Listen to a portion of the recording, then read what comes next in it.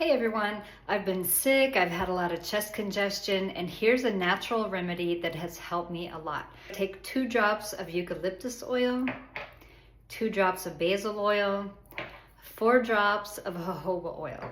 I mix it up in the palm of my hand. I make it fresh every time. Inhale. And then I rub it on my chest and my upper back. And it's like natural Vicks Vapor Rub. It really helps to quiet my cough and warm my chest. Let me know if you have any questions.